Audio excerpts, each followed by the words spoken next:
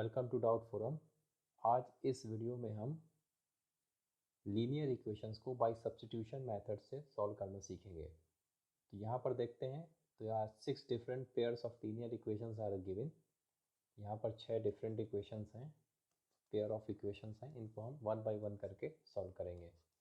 तो चलिए स्टार्ट करते हैं पहले क्वेश्चन से। तो क्वेश्चन को सॉल्व करने से पहले हम कुछ बेसिक समझ लेते हैं। तो ये a1x plus b1y plus c1 is equal to 0, ये एक स्टैंडर्ड फॉर्म है लीनियर इक्वेशन को रिप्रेजेंट करने का। सिमिलरली अगर दो इक्वेशन है यहाँ पर, तो a2x plus b2y plus c2 is equal to 0।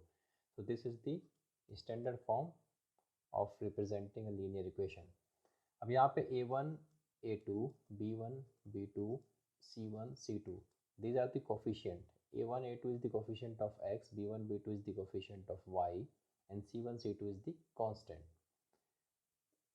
So based on this, यहाँ पर तीन तरह की कंडीशंस को हमको देखना होता है। पहला है कि अगर a1 upon a2 is not equals to b1 upon b2, यानी किसी भी लीनियर इक्वेशन को इसके इस स्टैंडर्ड फॉर्म में लिखने के बाद अगर a1 upon a2 is not equal to b1 upon b2, उस केस में हम कहते हैं कि लीनियर इक्वेशन हैं वो दोनों एक दूसरे को इंटरसेक्ट करेंगे। इंटरसेक्ट जब करेगी तो उसका केवल एक सिंगल सोल्यूशन होगा, यानी कि x और y की सिर्फ एक एक वैल्यू के लिए ही वो इक्वेशन वैलिड होगी।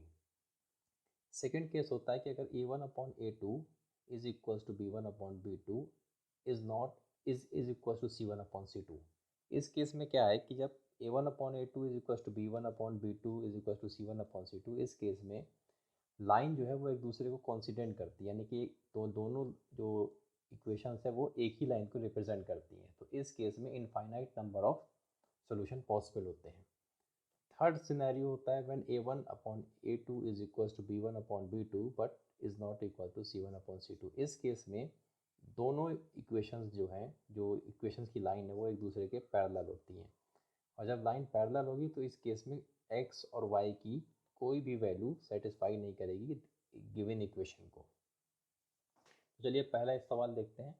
सो the first question is that x plus y is equal to 14, ये इसको हमने इक्वेशन 1 एज्यूम कर लिया।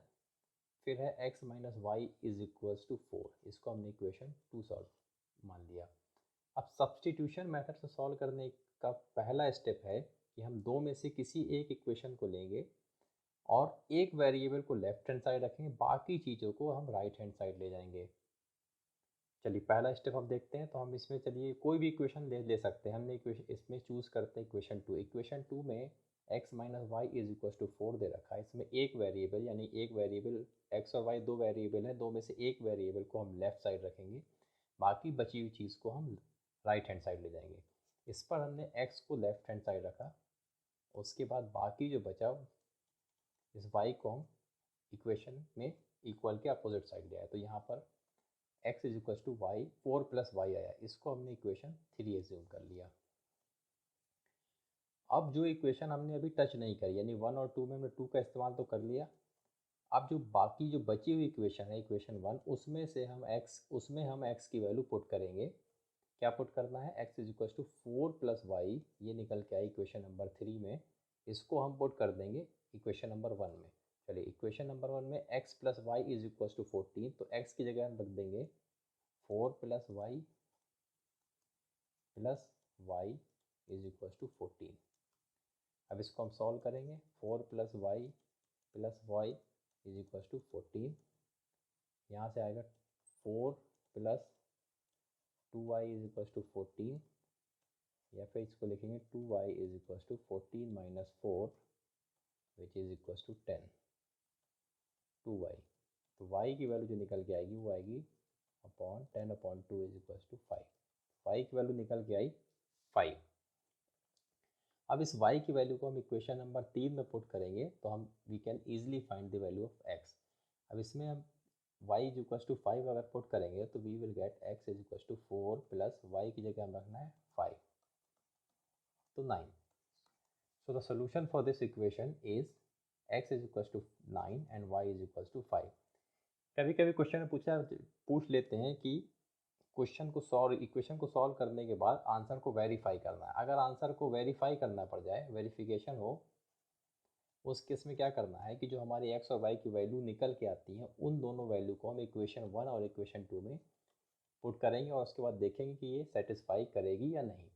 चलिए, तो राइट हैंड साइड में है 14 इक्वेशन 1 के और लेफ्ट हैंड साइड में x प्लस 5, यानी कि x की जगह अगर हम रख दें 9 प्लस y की जगह 5, तो दिस विल इक्वल्स टू 14। तो ये इक्वेशन 1 सेटिस्फाई कर रही है। सिमिलरली अगर इक्वेशन 2 में x की जगह हम रख दें 9, y की जगह रख दें 5, तो इन दोनों सब्सट्रैक्ट करेंगे, then we will get 4 which is equals to right hand side. तो इस तरीके से हम वेरीफाई भी कर सकते हैं अपने आंसर को। चलिए अगला क्वेश्चन देखते हैं। Next question is s minus t is equals to 3। इसको हमने इक्वेशन 1 एज्यूम कर लिया। फिर है s upon 3 plus y upon 2 is equals to 6। इसको हमने इक्वेशन नंबर 2 एज्यूम कर लिया। अब उसके बाद हमको करना क्या है कि इक्वेशन 1 और 2 में से कोई एक इक्वेशन को लेना है, उसमें एक वेरिएबल को लेफ्ट हैंड साइड रखना है, बाकी को हम राइट हैंड साइड ले जाएंगे। चलिए हम इसमें इस बार हम इक्वेशन 1 लेते हैं। इक्वेशन 1 है x minus t is equal to 3। तो एक वेरिएबल है s और दूसरा वेरिएबल है t। एक वेरिएबल को हम लेफ्ट हैंड साइड रखेंगे, तो s को हमने रखा लेफ्ट हैंड साइड, बाकी बची हुई चीज़ों को हमने भेज दिया राइट हैंड साइड में। माइनस टी उधर जाएगा तो प्लस टी हो गया। इससे बन के आई हमारी इक्वेशन नंबर 3। अब 1 और 2 में हमने 1 को यूज़ कर लिया, 1 को ड्राइव करके हमने 3 नहीं इक्वेशन नंबर 3 निकाली। अब जो इक्वेशन रह गई, इक्वेशन नंबर 2 अभी बची है जिसको अभी हमने टच नहीं किया। तो इक्वेशन नंबर 2 में हम s की वैल्यू को रिप्लेस करेंगे 3 प्लस टी से। s is equal to 3 plus t हम इस इक्वेशन नंबर 2 पे पुट कर देंगे। देखिए क्या मिलेगा, s अपॉन 3 की जगह रख देंगे 3 plus t upon 3 plus t upon 2 is equal to 6। यहाँ से निकाला। अब हमने यहाँ पर एलसीएम ले लिया 6 का, यहाँ पर आ गया 3 इंटू 2 करेंगे तो 6 आएगा, प्लस 2 इंटू टी आएगा, प्लस यहाँ पर हो जाएगा 3 इंटू टी, ये हो गया 6। ओके, फिर यहाँ पर 3 और 2 हो गया 6 प्लस 2t प्लस 3t हो गया 5t इज इक्वल टू ये वाला जो 6 है ये यहाँ आके मल्टीप्लाई हो जाएगा, 6 इंटू 6 हो जाएगा 36। ओके, यहाँ से 5 t इज इक्वल टू 36, इस 6 अपोजिट साइड आएगा तो माइनस हो जाएगा विच इज इक्वल टू 30। यहाँ से हम निकालेंगे, we will get 5t is equal to 30। This implies t is equal to 30 upon 5 which is 6। यहाँ से हमने t की वैल्यू निकाल ली 6। अब इस 6 वैल्यू को अगर हम इक्वेशन नंबर 3 में पुट कर दें तो we can get the value of s। तो s is equal to 3 plus t हो गया 6 इज इक्वल टू 9। तो s की वैल्यू हमारे पास आ गई 9 और t की वैल्यू हो गई 6। फर्दर अगर हमें इक्वेशन में आंसर को वेरीफाई करना होगा, सो फॉर वेरिफिकेशन पर्पस हमको s और t की वैल्यू इक्वेशन नंबर 1 और इक्वेशन नंबर 2 पे पुट करनी है, फिर देखना है कि इक्वेशन को सेटिस्फाई कर रहा है या नहीं। इक्वेशन नंबर 1 है s minus t. s minus t, s is equal to हमने रख दिया 9 माइनस t की वैल्यू है 6, ये निकल के आई हमारी 3 और s minus t is 3 which is given in the question. तो ये जो है सेटिस्फाई कर रहा है इक्वेशन को, तो हमारा आंसर भी यहाँ से वेरीफाई हो गया। सिमिलरली इक्वेशन नंबर 2 पे भी हम s और y की वैल्यू पुट कर सकते हैं। s इज इक्वल टू आया था हमारा 9 अपॉन 3 प्लस t की वैल्यू है हमारे पास 6 अपॉन 2। इसको हम सॉल्व करेंगे, यहाँ पर आएगा 3, तो 3 प्लस 3 इज इक्वल टू 6। और इक्वेशन नंबर 2 में भी s upon 3 plus t upon 2 is equal to 6 is already given. Okay, so this is how we can solve the equation by substitution method. चलिए अगला क्वेश्चन देखते हैं। Next question is 3x minus y is equal to 3। इसको हमने assume कर लिया equation number 1। फिर है second equation is 9x minus 3y is equal to 9। ये हमारी हो गई इक्वेशन नंबर 2। अब देखिए, अभी हमने इससे पहले डिस्कस किया था कि जो स्टैंडर्ड फॉर्म है किसी लीनियर इक्वेशन की वो है a1x plus b1y plus c1 is equal to 0 and a2x plus P2y plus C2 is equal to 0। ये इसकी स्टैंडर्ड फॉर्म है। और उसके बाद हमने 3 डिफरेंट कंडीशंस को देखा था कि अगर A1/A2 is not equal to B1/B2 उस केस में सिंगल सोल्यूशन होगा। A1/A2 is equal to B1/B2 is equal to C1/C2 है तो फिर इस केस में इनफाइनाइट नंबर ऑफ सोल्यूशन होंगे। और अगर A1/A2 is equal to B1/B2 but not equal to C1/C2 है उस केस में एक भी सोल्यूशन पॉसिबल नहीं होगा उन दो लीनियर इक्वेशंस के लिए। चलिए तो अब हम इक्वेशन नंबर 1 को स्टैंडर्ड फॉर्म में अगर हम चेंज करें तो we can write the equation 1 as 3x minus y minus 3 is equal to 0। Similarly equation 2 को we can write as 9x minus 3y minus 9 is equal to 0। अब देखिए A1 हो गया यहाँ पर 3, A2 हो गया 9, B1 हो गया -1, B2 हो गया -3, C1 हो गया -3 और C2 हो गया -9। ये हो गया हमारा A1, ये हो गया A2, ये हो गया हमारा -1 यहाँ पर B1, ये हो गया -3 B2, -3 C2 और -3 C1 और -9 C2। अब देखिए इसमें से A1/A2 इज इक्वल टू आएगा 3/9 और B1/B2 आएगा -1/-3 और C1/C2 आएगा -3/-9। A1/A2 को हम सिंप्लीफाई करके लिख सकते हैं 1/3, B1/B2 को लिख सकते हैं सिंपली 1/3, C1/C2 आया हमारा 1/3। इस केस में हम देखेंगे तो हमारे A1/A2 is equal to B1/B2 is equal to C1/C2। इस केस में infinite number of solution possible हैं। सो ये in this case the system of linear equations is consistent and it has infinite solutions. तो इसका solution हम इस तरीके से निकालेंगे। चलिए अगला क्वेश्चन देखते हैं। Next question is 0.2x plus 0.3y is equal to 1.3। ये इसको हमने इक्वेशन 1 एज्यूम कर लिया। Equation number 2 is given as 0.4x plus 0.5y is equal to 2.3। इसको हमने इक्वेशन नंबर 2 मान लिया। सब्स्टिट्यूशन मेथड में हमको क्या करना होता है कि दो इक्वेशन में से एक इक्वेशन को चूज़ करते हैं, उसमें एक वेरिएबल को लेफ्ट हैंड साइड रखते हैं और बाकी सब चीज़ों को हम राइट हैंड साइड ले जाते हैं। चलिए इक्वेशन 1 को चूज़ करते हैं और हम x को लेफ्ट हैंड साइड रखेंगे, बाकी सब को हम राइट हैंड साइड ले जाएंगे। तो इसको हम 0.2x इज इक्वल टू 1.3, इस y वाले टर्म को हम इक्वल के अपोजिट साइड ले जाएंगे तो माइनस में हो जाएगा y। ओके, उसके बाद फर्दर हमें क्या है कि 0.2 को नीचे हम डिवाइड कर सकते हैं। ये हो गया हमारा 1.3/0.2 माइनस 0.3/0.2y। यहाँ से निकल के आएगा, इसको हमने कैंसिल आउट कर दिया, 6.5 माइनस 1.5y। ये इक्वेशन नंबर 3 आ गई। अब हमको करना क्या है कि हमने इक्वेशन नंबर 1 का इस्तेमाल कर लिया है, बची है इक्वेशन नंबर 2। तो इक्वेशन नंबर 2 में हम x की वैल्यू पुट करके y की वैल्यू निकाल सकते हैं। तो x की वैल्यू है 6.5 माइनस 1.5y। अब हम इस इक्वेशन नंबर 2 पे x की वैल्यू को पुट करेंगे तो 0.4 इंटू x की जगह लिखेंगे 6.5 minus 1.5y, okay, plus 0.5y is equals to 2.3। चलिए अब इसको अब फिर से हम यहाँ पे सॉल्व करेंगे।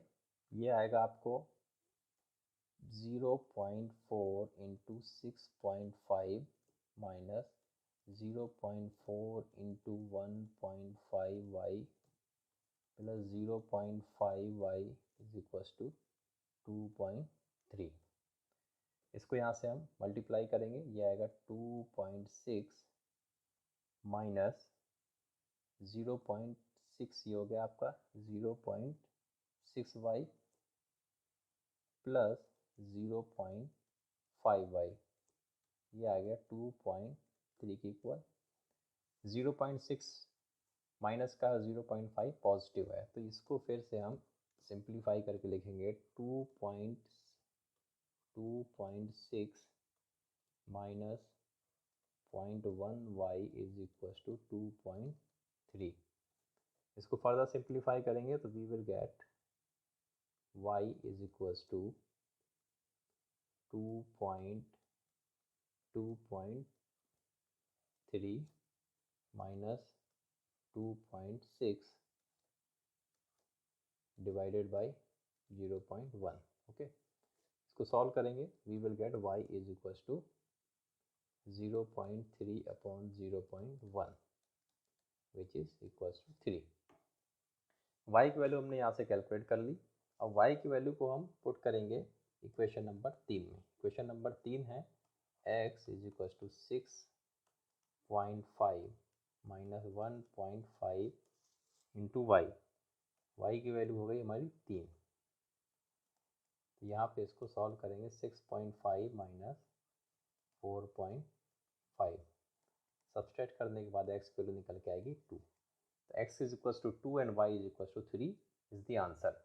आंसर को वेरीफाई करना है तो हम इसको इक्वेशन नंबर 1 और इक्वेशन नंबर 2 में x और y की वैल्यू को पुट करके लेफ्ट हैंड साइड और राइट हैंड साइड को इक्वेट करेंगे। चलिए वेरीफाई कर लेते हैं। इक्वेशन नंबर 1 है 0.2 इंटू एक्स की जगह हम लिख सकते हैं 2 प्लस 0.3 इंटू वाई की जगह लिख सकते हैं 3। Okay, here we will get 0.4 plus 0.9, इसको ऐड करेंगे तो we will get 1.3 which is equal to 1.3। Okay, तो चलिए next question is under root of 2 into x plus under root of 3 into y is equal to 3। इसको हमने equation number 1 assume किया। उसके बाद है under root of 3 minus under root of 3 into x minus under root of 8 into y is equal to 0। इसको हमने equation number 2 assume किया।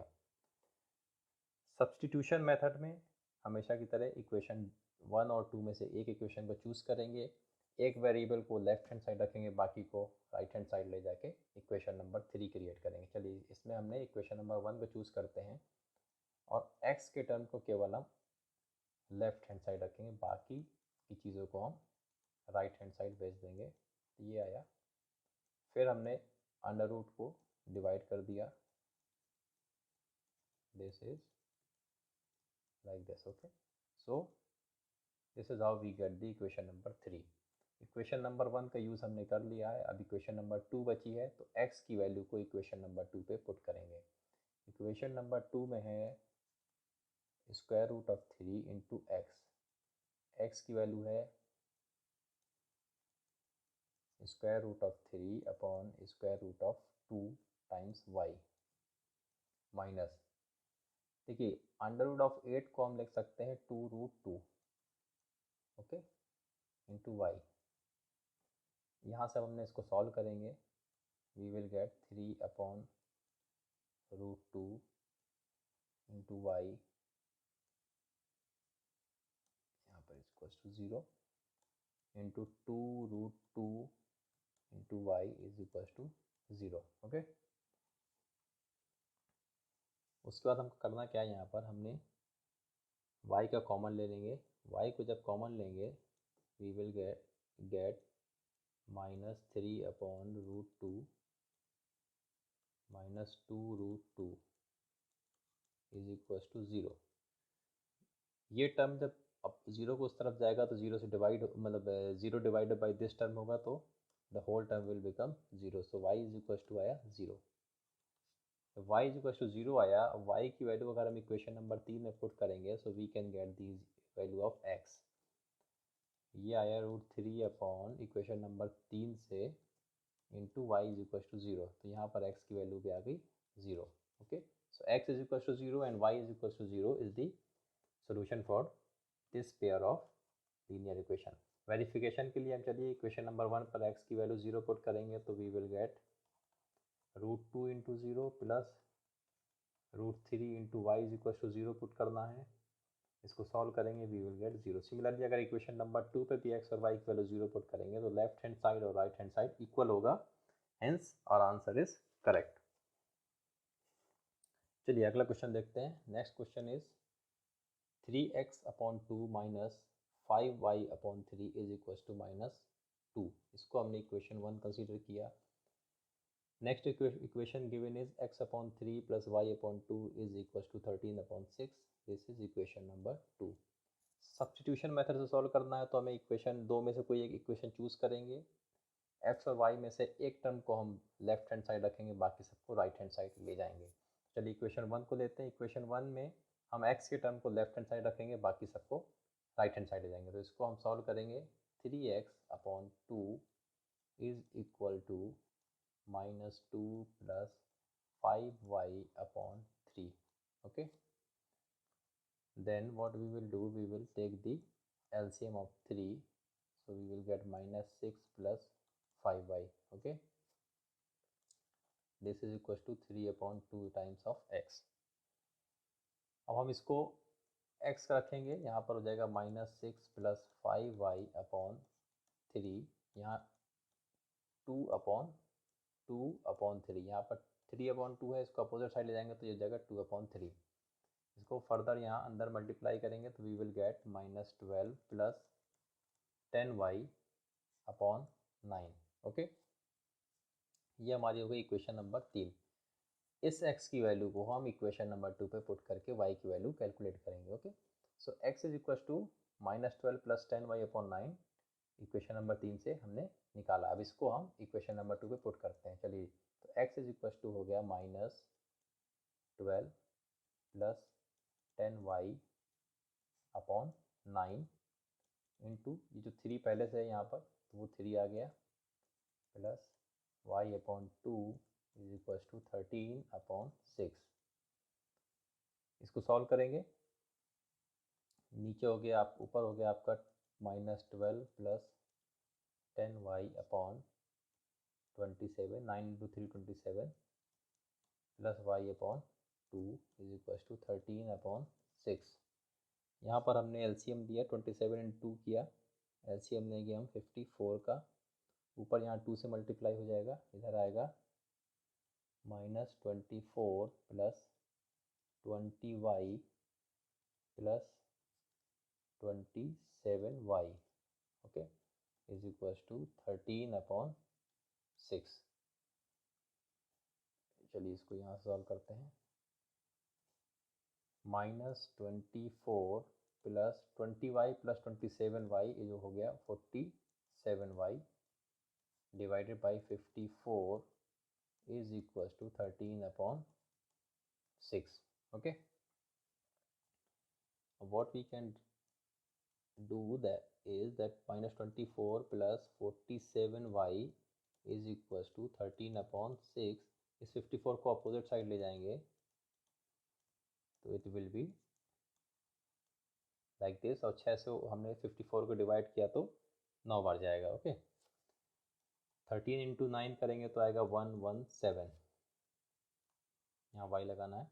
अब ये हो गया 47y इज इक्वल टू 117। ये 24 जो है अपोजिट साइड आएगा तो प्लस का हो जाएगा, plus 24। This is equal to 117 plus 24 हो गया आपका 141। y is equal to 141 divided by 47। Okay, divide करेंगे तो ये जाएगा आपका 3 टाइम्स। तो x की वैल्यू हमारी आ गई, y की वैल्यू आ गई 3। अब इस y की वैल्यू को इक्वेशन नंबर 3 पे पुट करेंगे तो we can get the value of x। इस इक्वेशन नंबर 3 पे y की वैल्यू अगर पुट करेंगे तो x इज इक्वल टू आएगा -12 plus 10 into y is equal to है 3 divided by 9। Okay, -12 plus 30 divided by 9। Okay, ये आएगा आपका 18/9 which is equal to 2। So x is equal to 2 आया हमारा और y की वैल्यू है 3। So this is the solution for the equation 1 and 2. So thank you for watching. If you have any doubts, please write it on the comment box. We will definitely try to resolve that.